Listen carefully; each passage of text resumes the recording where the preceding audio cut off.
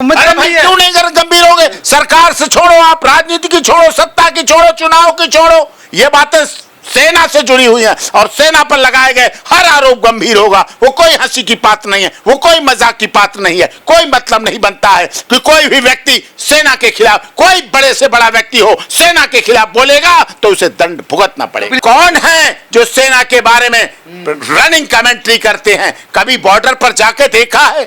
हाँ, देशद्रोह है, देशद्रोह, राष्ट्रद्रोह है। राष्ट्रद्रोह से बड़ा कोई द्रोह नहीं। यहां रहते हैं, यहां का खाते हैं, यहां पीते हैं, यहां बड़े होते हैं, यहां कमाते हैं, यहां शादी करते हैं, यहां बच्चे पैदा करते हैं, लेकिन उनके अंदर राष्ट्र हित नहीं है। गीत गाना अलग है, सरकार की आलोचना करना भी अलग है। मैं कहता हूं सरकार की आलोचना कीजिए, योगी आदित्यनाथ जी की आलोचना कीजिए, भारतीय जनता पार्टी की आलोचना कीजिए, लेकिन देश की आलोचना, गायिका का मतलब है सामने बैठे अतिथियों की आलोचना करना, राजनीतिक पद पर बैठे हुए लोगों की आलोचना करना, गीत के माध्यम से लोगों को हंसाना, लोगों को मुस्कुराना, लोगों को खुश करना, लोगों का मनोरंजन करना, नाचना, गाना, नृत्यांगना बनना, ये लोगों के मनोरंजन का साधन है। सेना मनोरंजन के साधन में कभी शामिल नहीं हो सकती। कपिल सिब्बल के तर्क काम नहीं कर पाए, नेहा सिंह राठौर को बचा नहीं पाए।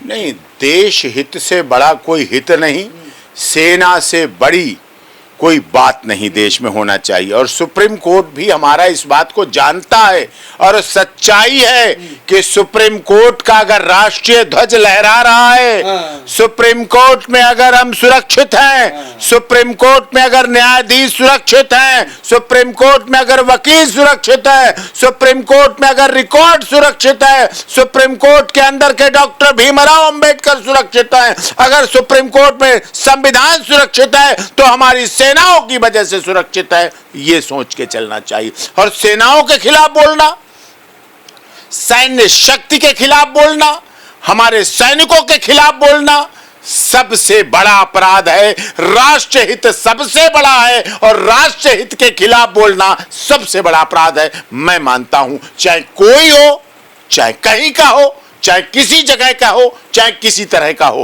राष्ट्रीय ध्वज जो लहराता है केवल सुप्रीम कोर्ट में 15 अगस्त और 26 जनवरी के लिए नहीं लहराता, वो 24 घंटे लहराता है, 365 दिन लहराता है। और वो तभी लहराता है जब हमारे देश के सैनिक बॉर्डर पर संघर्ष कर रहे होते हैं, छाती खोल देते हैं, खोलकर सारी गोलियां सीने पर मिलती हैं। पोस्टमार्टम में कभी कोई एक भी गोली हमारे देश के सैनिकों के पीठ पीछे नहीं मिली है। एक ही बात कह के जाता है हमारा सेना का व्यक्ति कि मां, मैं बॉर्डर पर जा रहा हूं, या तो तिरंगा लहरा के आऊंगा या तिरंगे में लिपट कर आऊंगा। तब सुप्रीम कोर्ट बचा है, तब सुप्रीम कोर्ट में न्यायाधीश सुरक्षित हैं, तब सुप्रीम कोर्ट में वकील सुरक्षित हैं, तब सुप्रीम कोर्ट का रिकॉर्ड सुरक्षित है, तब सुप्रीम कोर्ट में डॉक्टर भीमराव अंबेडकर की मूर्ति सुरक्षित है, और तब भारत का संविधान सुप्रीम कोर्ट में रखा हुआ सुरक्षित है। इसलिए सेना खिलाफ जो टिप्पणी नेहा सिंह राठौर ने की थी उसको गंभीर लिया सुप्रीम कोर्ट ने। सेना हंसी मजाक, ठिठोली, कॉमेडी, कमेंट, रनिंग कमेंट्री के लिए नहीं है। सेना पहलगाम का जवाब देने के लिए है, सेना सर्जिकल स्ट्राइक का जवाब देने के लिए है, सेना कारगिल का युद्ध लड़ने के लिए है, सेना पाक ऑक्युपाइड कश्मीर को वापस लेने के लिए बनी हुई है। कॉमेडी के लिए नहीं है, हंसी का पात्र नहीं है, कमेंट के लिए नहीं। आप क्या हैं? आप कौन हैं जो सेना के बारे में रनिंग कमेंट्री करते हैं? कभी बॉर्डर पर जाके देखा है? कभी लद्दाख में देखा है? कभी सियाचिन में देखा है? कभी वो मौसम देखा है जब लोग अपने घरों में अभी दिवाली मनाएंगे, भैया दूज मनाएंगे, करवा चौथ मनाने वाली महिलाएं अपने घर पर फोटो से करवा चौथ मना रही होती हैं, उनके पति बॉर्डर पर गोलियों से टक्कर खा रहे होते हैं, वो सिंदूर रंग का भर रही होती हैं, वो देश की धरती पर सिंदूर अपने खून से भर रहे होते हैं। नकली बंदूक बम से लोग डर जाते हैं। दिवाली पे नकली बंदूक गोले बारूद चलेंगे, वो असली गोलों को रोकते हैं। वो असली गोलों को रोककर भारत के मान, शान, आन की रक्षा करते हैं। तभी भारत सुरक्षित है, तभी संसद सुरक्षित है, तभी हमारे मीडिया सुरक्षित है, तभी हमारी राज्य की, देश की, प्रदेश की जनता सुरक्षित है। इसीलिए राष्ट्रहित सर्वप्रथम, राष्ट्रहित सर्वोपरि, भारत माता का सम्मान सर्वोपरि, और भारत माता के सम्मान के लिए लड़ने वाली थल सेना, जल सेना, वायु सेना का सम्मान सर्वोपरि है। अब ट्रायल तो फेस करना पड़ेगा उत्तर प्रदेश में जी, उत्तर प्रदेश में योगी आदित्यनाथ। योगी आदित्यनाथ जी बदले की भावना से नहीं कार्य करते हैं। योगी आदित्यनाथ जी का कोर्ट पर कोई दबाव नहीं है। कोर्ट निष्पक्ष है, निर्भीक है, निडर है। न्यायपालिका हमारी बिल्कुल निष्पक्ष है। जो जैसा कानून कहेगा वैसा काम होगा, लेकिन ट्रायल चलेगा, ट्रायल फेस करना पड़ेगा। ऐसे कोई आधार नहीं थे जिसके आधार पर केस खत्म हो जाए, चाहे कोई वकील हो चाहे ना हो, इससे कोई मतलब नहीं रहता है। सुप्रीम कोर्ट जानता है कि अगर आज हमने सेना को मजाक का पात्र बना लिया तो हमारे देश में क्या होगा। बहुत से आस्तीन के सांप हमारे देश में रहते हैं, यहां रहते हैं, यहां का खाते हैं, यहां पीते हैं, यहां बड़े होते हैं, यहां कमाते हैं, यहां शादी करते हैं, यहां बच्चे पैदा करते हैं, लेकिन उनके अंदर राष्ट्र हित नहीं है। उनके अंदर पाकिस्तान का हित है, चाइना का हित है, अफगानिस्तान का हित। इन्होंने पाकिस्तानी सेना ने इनका ट्वीट यूज किया था। हाँ, लगाया था, चलाया था और उन्हें अपना आइकॉन माना था। तो जो व्यक्ति पाकिस्तान का आइकॉन हो सकता है वो भारत का कैसे आइकॉन हो सकता है? नहीं हो सकता।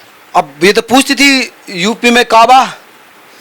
गीत गाना अलग है, सरकार की आलोचना करना भी अलग है। मैं कहता हूं सरकार की आलोचना कीजिए, योगी आदित्यनाथ जी की आलोचना कीजिए, भारतीय जनता पार्टी की आलोचना कीजिए, लेकिन देश की आलोचना, भारत सरकार की आलोचना, संवैधानिक पद पर बैठे हुए योगी आदित्यनाथ की आलोचना, नरेंद्र मोदी की आलोचना कोई बर्दाश्त नहीं करेगा। और थल सेना, जल सेना, वायु सेना की किसी कीमत पे आलोचना पसंद नहीं करेगा कोई। तो अब क्या होगा? अभी इस मामले में जो ट्रायल चले तो क्या इनको सजा मिल सकती है? सजा मिलेगी तो कितनी? देखिए, ट्रायल चलेगा, अभी आर्गुमेंट होगी, on the point of charge होगी, फिर चार्ज पर जो भी ट्रायल चलेगा, ट्रायल फेस करना पड़ेगा। और देश की सबसे बड़ी अदालत ने कहा कि आपको ट्रायल फेस करना पड़ेगा, इसलिए अब कोई और ऑप्शन नहीं है, इसलिए ट्रायल। लेकिन इसका मतलब यह है कि सुप्रीम कोर्ट ने भी माना कि आरोप गंभीर है और आरोप में अरे भाई, क्यों नहीं गंभीर हो गए? सरकार से छोड़ो, आप राजनीति की छोड़ो, सत्ता की छोड़ो, चुनाव की छोड़ो, ये बातें सेना से जुड़ी हुई है और सेना पर लगाए गए हर आरोप गंभीर होगा। वो कोई हंसी की बात नहीं है, वो कोई मजाक की बात नहीं है। कोई मतलब नहीं बनता है कि कोई भी व्यक्ति सेना के खिलाफ, कोई बड़े से बड़ा व्यक्ति हो, सेना के खिलाफ बोलेगा तो उसे दंड भुगतना पड़ेगा। प्रिंसिपल ने कहा कि मेरे एक ट्वीट से कैसे मैं विद्रोही बन सकती हूँ, किस तरह से म्यूटिनी को ऑर्गेनाइज कर सकती हूँ। ट्वीट से ही हो सकता है। आजकल सोशल में साइबर टेररिज्म क्या है? 66F साइबर टेररिज्म की धारा है, 6666F साइबर टेररिज्म। साइबर के द्वारा एक बहुत बड़े आतंकवाद को अंजाम दिया जा सकता है, देश की सुरक्षा को खतरा पहुंचाया जा सकता है, सेना के खिलाफ काम किया जा सकता है, सरकार को अस्थिर किया जा सकता है। फांसी की सजा है 66F में, फांसी है, डेथ 66F में फांसी की सजा है। सोचिए आप। फंस गई मैडम तो फंस गई, अलग विषय है, लेकिन 66F जो साइबर टेररिज्म की धारा है IT एक्ट की, उसमें फांसी की सजा। लेकिन वो कह रहे भी आलोचना, लोग गायिका है, सरकार की आलोचना करना तो मेरा कर्तव्य है। अब आलोचना पर इस तरह गायिका का मतलब है सामने बैठे अतिथियों की आलोचना करना, राजनीतिक पद पर बैठे हुए लोगों की आलोचना करना, गीत के माध्यम से लोगों को हंसाना, लोगों को मुस्कराना, लोगों को खुश करना, लोगों का मनोरंजन करना, नाचना, गाना, नृत्यांगना बनना, ये लोगों के मनोरंजन का साधन है। सेना मनोरंजन के साधन में कभी शामिल नहीं हो सकती। हमारी थल सेना, हमारी जल सेना शहीद होते हैं, तिरंगे में लिपट कर आते हैं, गांव के गेट कली खलिहान में समाधि बनाई जाती है और उन पर समाधि पर फूल चढ़ाने वाली मां, उनकी पत्नी जब जाती है समाधि पर तो वो एक ही बात कह के लौटती है कि जो पेट में पल रहा बच्चा है उसे भी बॉर्डर पर शहीद होने के लिए भेज दूंगी, जिससे कि शहीद होके आएगा। ऐसी कितनी पीढ़ियां हैं जिनके परबाबा शहीद हुए, बाबा शहीद हुए, पिता शहीद हुए, बेटा शहीद हुआ, इस देश के लिए सेना के नायक के रूप में माना जाता है। राष्ट्र हित से बड़ा कोई हित नहीं हो सकता है। तो ये तो मुझे लगता है कि और मुश्किल हो जाएगी नेहा के लिए अपने आप का बचाव करना। हाँ, क्योंकि अभी चार्ज पे धाराएं भी बढ़ेंगी, चार्ज पे भी धाराएं बढ़ेंगी, और भी धारा बढ़ सकती है। हाँ, चार्ज पे धाराएं जब बढ़ेंगी देखा जाएगा, पुलिस की इन्वेस्टिगेशन, चार्जशीट, सब कुछ। देशद्रोह का इस पर केस लगा है ना। हाँ, देशद्रोह है, देशद्रोह, राष्ट्रद्रोह है। राष्ट्रद्रोह से बड़ा कोई द्रोह नहीं, देशद्रोह सबसे बड़ा द्रोह है। तो देशद्रोह, हालांकि कहा कि इसको चैलेंज भी कर सकते हैं कि कौन से आप पर धारा लगाई जाए, कौन सी नहीं लगाया जाए, वो चार्ज का विषय है। चार्ज पर आर्गुमेंट होगी, बाहर रखा जाएगा, और वहां भी कोई भी न्यायाधीश, चाहे हमारी ट्रायल कोर्ट हो, चाहे नेवल हाई कोर्ट हो, चाहे नेवल सुप्रीम कोर्ट हो, देश से बड़ा कोई नहीं है, संविधान से बड़ा कोई नहीं है, राष्ट्रहित से बड़ा कोई नहीं है, भारत माता से बड़ा कोई नहीं है। तो सुन लिया आपने, वकील डॉक्टर एपी सिंह कह रहे कि इस देश से बड़ा कोई एक व्यक्ति नहीं है, चाहे कोई कितने बड़ा हो, और देश की रक्षा करती है सेना। अगर सेना की आलोचना आप करेंगे तो फिर देश सुरक्षित कैसे रहेगा। सुप्रीम कोर्ट की भी सुरक्षा सेना की सुरक्षा है, इसलिए सुप्रीम कोर्ट के जजेज ने कहा कि ट्रायल तो आपको फेस करना पड़ेगा, आपको बेलगाम स्वतंत्रता नहीं दी जा सकती। देश की सेना का आत्मसम्मान सबसे बड़ा सम्मान उन है। सैनिकों का अपमान, उन सैनिकों का अपमान जिनके तूफान आने से दब के मर जाते हैं, जिंदा लाश बन जाते हैं, इतने इतने हाथ कट जाते हैं, पैर कट जाते हैं, गल गल के कट जाते हैं, बर्फ में कट जाते हैं, सियाचिन में कट जाते हैं, लद्दाख में कट जाते हैं, उंगलियां खत्म हो जाती हैं, भूखे प्यासे की बात छोड़िए, जिंदा लाश बन के जी रहे हैं बहुत से लोग, पूरे अंग कटे हुए हैं, पूरे अंग गल गए हैं, लेकिन वो भी देश के लिए कर रहे हैं, भारत माता के लिए संघर्ष कर रहे हैं। ऐसे लोगों के प्रति सम्मान होना चाहिए, व्यंग और तिरस्कार नहीं। आप तमाम लोग क्या सोचते हैं, जरूर बताएं। नमस्कार।